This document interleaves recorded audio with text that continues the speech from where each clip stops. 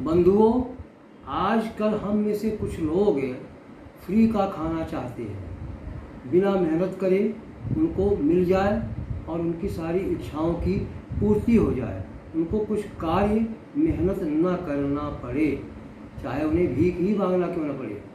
उनको कई भिखारी ऐसे हैं जो करोड़पति देखे गए हैं, गाड़ी और बंगला उनके पास है, लेकिन वो भीख मांगना नहीं छोड़ते हैं।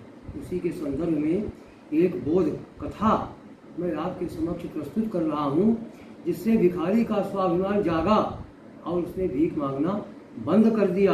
देखिए, एक युवक सड़क किनारे बैठ के भीख मांग रहा था।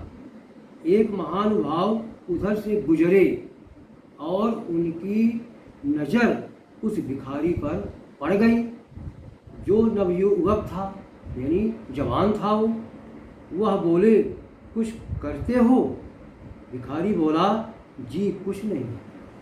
फिर वे बोले, जब कुछ नहीं करते और कहीं आते जाते भी नहीं तो 10,000 रुपये ले लो और दोनों पैर काट कर मुझे दे दो। भिखारी बोला, कुछ करता नहीं, लेकिन शौच आदि के लिए तो जाना पड़ता है।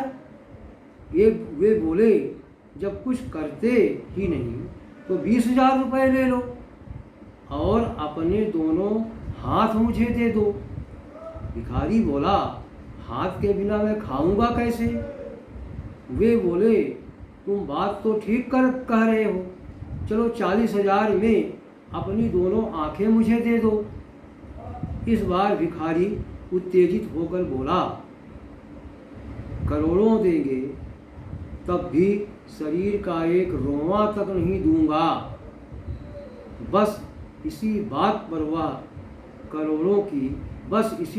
पर वह महाशय बोल पड़े, जिसके पास करोड़ों की संपत्ति है वह भिखारी कैसे हो सकता है, भीख कैसे मांग सकता है।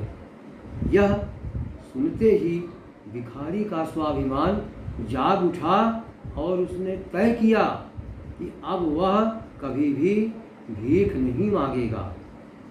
वह कोई काम करेगा, मेहनत करेगा। उन शब्दों का ऐसा असर पड़ा कि भिखारी कर्मठ बन गया। इसलिए दान देते समय यह जरूर ध्यान रखना चाहिए कि दान देने से यदि कोई काहिल बन रहा है, यानी बिना जरूरत का है, वो दान लेने का उसको शौक है, तो दान देना दोषपूर्ण है। ऐसे भिखारी को कभी दान नहीं देना चाहिए। जिसको आवश्यकता हो, जो ज़रूरतमंद हो, उसी को भीख देना चाहिए। जय हिंद, जय भारत।